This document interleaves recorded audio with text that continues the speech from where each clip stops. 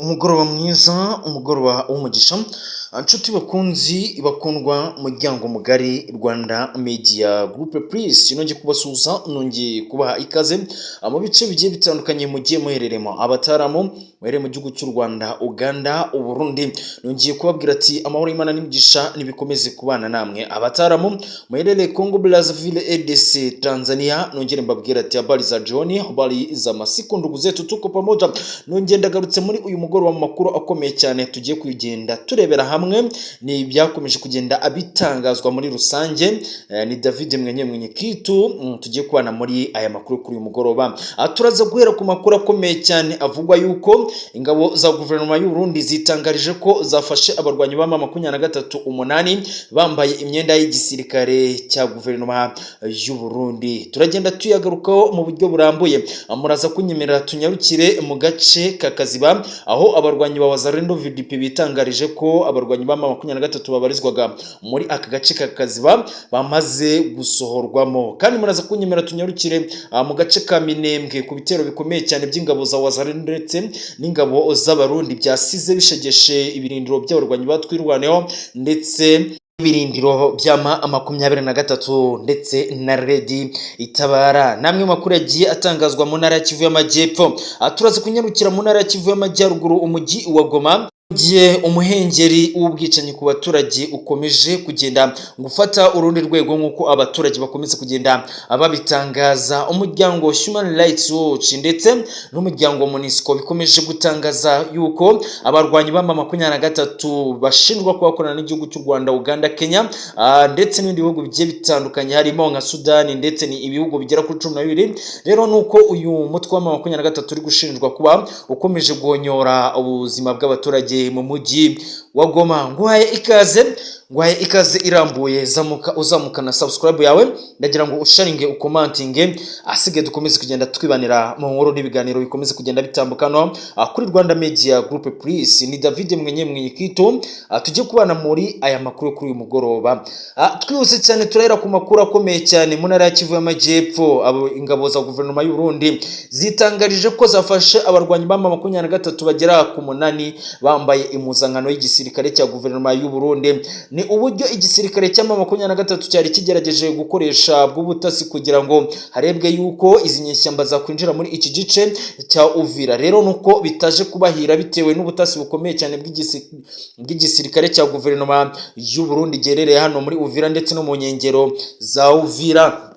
Aba basirikare rero b'inyeshyamba za M23 baje gufatwa batarinjira mu mujyi wa Uvira, bafashwe n'igisirikare cya guverinoma y'u Burundi. Ni abasirikare 8 nk'uko iki gisirikare cya guverinoma y'u Burundi gerereye muri Uvira cyabyitangarije ko aba barwanyi ba M23 ngo bashakaga kuza gutata makuru muri Uvira. Ni byinshi bikomeje kugenda abitangazwa, ni mu gihe aba barwanyi ba M23 bakomeje guhura n'akaga gakomeye cyane, mu gihe bakomeje gukubitwa izakabwana n'igisirikare cya guverinoma y'u Burundi ndetse na Wazalendo VDP. Wazalendo VDP ubwayo yitangarije ko aba barwanyi ba M23 yabasohoye muri axe Kaziba nk'uko amakuru yakomeje kugenda abitangaza. Ni mu gihe gitambutse cyashize aba barwanyi ba M23 bigaruriye mu bice bigiye bitandukanye harimo Kaziba ndetse Ruwinja n'ibindi bice bigiye bitandukanye mu ntara ya Kivu y'Amajyepfo. Nyamara Wazalendo VDP ifatanije n'igisirikare cya guverinoma y'u Burundi bakomeje gusohora mu buryo bukomeye cyane iki gisirikare cy'inyeshyamba za M23 mu bice bigiye bitandukanye byo mu ntara ya Kivu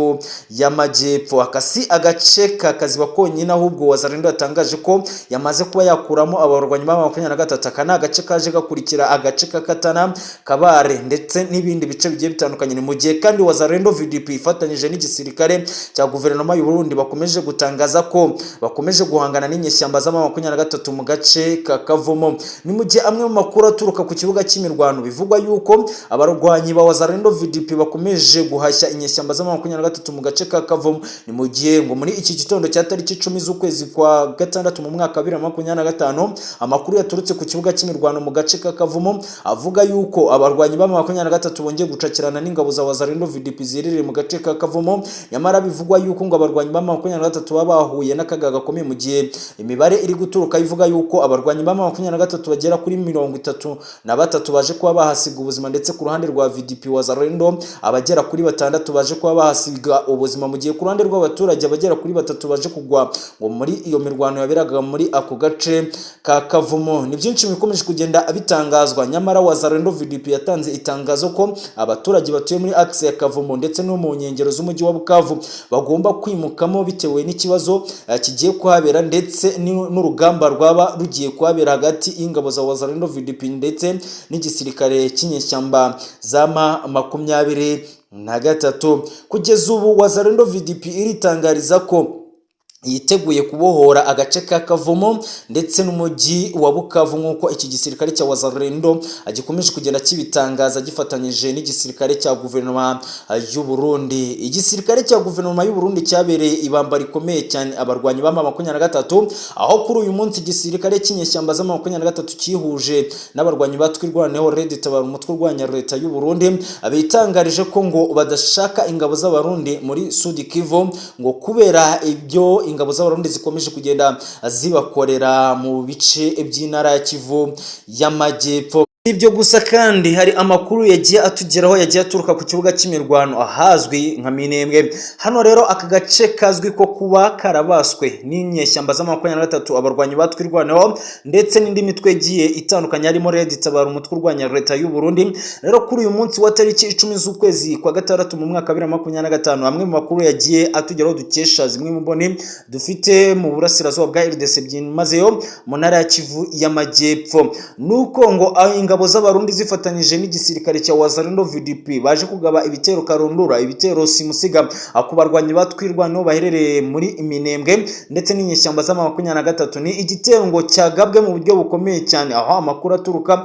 yo avuga yuko iki gitero cy'ingabo z'abarundi ndetse na Wazalendo VDP cyasize igishegeshe ibirindiro by'inyeshyamba za M23 ndetse n'abarwanyi batwirwaneho baherereye i Minembwe. Namwe makuru yakomeje kugenda atugera ngo ni mu gihe abaturage bo muri iyi axe ya Minembwe nyuma yuko babonye ibikorewe abarwanyi batwirwaneho baje gukora igisango nk'imyigaragambyo bamagana ubutegetsi bw'inyeshyamba za M23 ndetse n'abarwanyi batwirwaneho, ngo ni imyigaragambyo yaje guhoshwa n'abarwanyi batwirwaneho ndetse n'inyeshyamba za M23 ubwo ngo rwose bahataga igiti gikomeye cyane abaturage bo muri iyi axe ya Minembwe. Amakuru aturuka muri aka gace ka Minembwe aravuga yuko abarwanyi batwirwaneho bafatanyije n'inyeshyamba za M23 bakomeje guhonyora ubuzima bw'abatavuga rumwe muri aka gace ka Minembwe, ngo ni mu gihe kandi ngo abaturage bo muri aka gace ka Minembwe batari kubona neza icyo M23 yaba iri kurwanira mu burasirazuba bwa RDC, mu gihe ngo bamwe mu baturage bakomeje kugenda bagaragaza ko badashyigikiye ibyo inyeshyamba za M23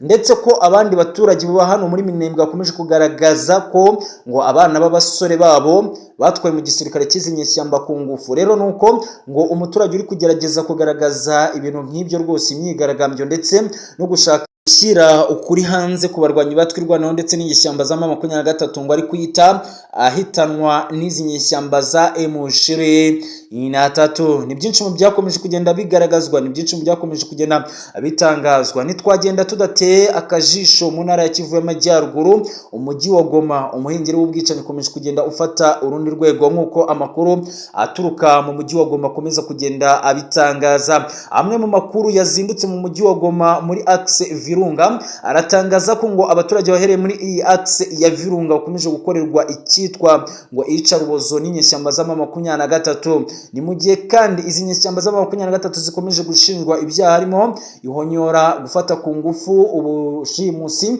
ndetse n'ibindi byaha harimo ubusahuzi, ibindi byaha bigiye bitandukanye. Rero nuko abaturage bo muri aka gace ka Virunga bakomeje kugenda batangaza byinshi cyane ko rwose ngo inyeshyamba za M23 zikomeje kubakorera icyitwa ngo yica arubozo. Ni byinshi mu gihugu bikomeje kugenda abitangazwa, ni byinshi bikomeje kugenda bigarukwaho. Nitwagenda tutanyarukiye ahitwa muri Pinga, ibikoresho by'imbunda biremereye cyane ndetse n'imituta y'imbunda iremereye cyane ikomeje kwegezwa imbere mu gace ka Pinga. Ni mu gihe AFCM Ventura, inyeshyamba zishinzwe kuba zikorana n'igihugu cy'u Rwanda, Uganda, Kenya, Sudan ndetse ibihugu bigera kuri 12, izi nyeshyamba bivugwa yuko zamaze kwimura ibirindiro byazo muri aka gace ka Pinga, mu nkengero z'aka gace ka Pinga. Rero biravugwa ko uwitwa Generali Masunzu yamaze nawe kwinjiza abasirikare bakataraboneka muri aka gace gucekapinga ndetse n'iwarikari nk'uko amakuru aturuka yakomeza kugenda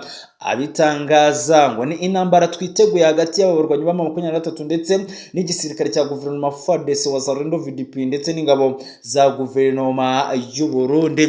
Reka mbashimire, reka mbasaba kuzamura subscribe zanyu, reka mbifurize kugumya kugubwa neza. Amahoro y'Imana n'imigisha nibikomeze kubana namwe mu buryo burambuye, ni mu masaha ari imbere mukomeze kugubwa neza kandi amahoro y'Imana nakomeze kubaba hafi.